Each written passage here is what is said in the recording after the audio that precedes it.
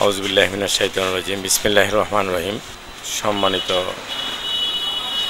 Health view maternity and child হসপিটালের শুভাকাঙ্ক্ষীবৃন্দু এবং চিকিৎসকবৃন্দু, health view maternity and child হসপিটালের কনসালটেন্টবৃন্দু, আসলে আজকে পয়লা মে দিবস, আন্তর্জাতিক শ্রমিক দিবস, মে দিবস নামে পরিচিত।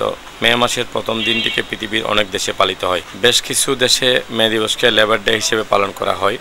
এই দিনটি সরকারিভাবে ছুটির দিন। 1986 সালের পয়লা মে যুক্তরাষ্ট্রের শিকাগো শহরে হে মার্কেটে 8 ঘন্টা শ্রমদিনের দাবিতে আন্দোলনরত শ্রমিকদের উপর গুলি চালানো হয়।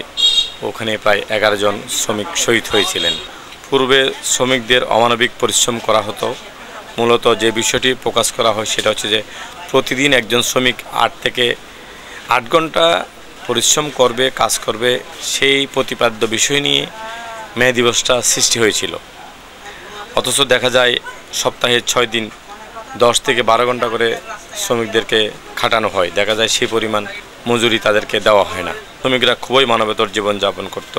ক্ষেত্রবিশেষে তা দাসবৃত্তির পর্যায়ে পড়ত। 1984 সালে যুক্তরাষ্ট্রের শিকাগো শহরের একদল শ্রমিক দৈনিক 8 ঘন্টা কাজ করার জন্য আন্দোলন শুরু করেন এবং তাদের এই দাবি কার্যকর করার জন্য তারা সময় বেঁধে দেয়। 1986 সালের পয়লা মে কিন্তু কারখানার মালিকগণ এই দাবি মেনে নিল না। 4 মে 1986 সালের সন্ধ্যাবেলা হালকা বৃষ্টির মধ্যে শিকাগোর হে মার্কেট নামক এক বাণিজ্যিক এলাকায় শ্রমিকগণ মিছিলের উদ্দেশ্যে জড়ো হন।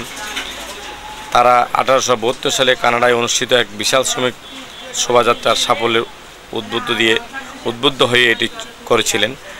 আগস্ট স্পিচ নামে এক নেতা জড়ো হওয়ার শ্রমিকদের উদ্দেশ্যে কিছু কথা বলেছিলেন। হঠাৎ দূরে দাঁড়ানো পুলিশের দলের কাছে এক বোমার বিস্ফোরণ ঘটে। এতে এক পুলিশ নিহত হয়।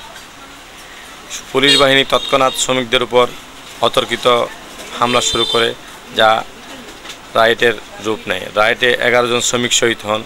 পুলিশ হত্যা মামলায় আগস্ট স্পিচ সহ 8 জনকে অভিযুক্ত করা হয়।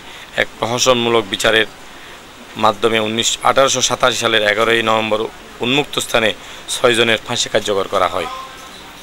লুইস লিং নামে একজন একদিন পূর্বেই কারাভ্যন্তরে আত্মহত্যা করেন। অন্য একজনের 15 বছরের কারাদণ্ড হয়। ফাঁসির মঞ্চে আরোহণের পূর্বে আগস্ট স্পিচ বলেছিলেন, আজ আমাদের এই নিঃশব্দতা তোমাদের আওয়াজ অপেক্ষা অধিক শক্তিশালী হবে।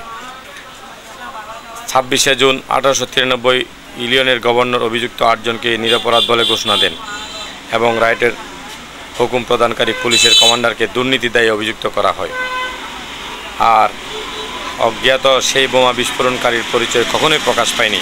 শেষ পর্যন্ত শ্রমিকদের দৈনিক 8 ঘন্টা কাজ করার জন্য দাবি অফিসিয়াল স্বীকৃতি পায়। আর পয়লা মে বা মে দিবস প্রতিষ্ঠা পায় শ্রমিকদের দাবি আদায়ের দিন হিসেবে। পৃথিবীব্যাপী আজও তা পালিত হয়। শ্রমজীবী মানুষের আন্দোলনের উক্ত গৌরবময় অধ্যায়কে স্মরণ করে 1980 সাল থেকে প্রতি বছর পয়লা মে বিশ্বব্যাপী পালন হয়ে আসছে মে দিবস বা আন্তর্জাতিক শ্রমিক দিবস।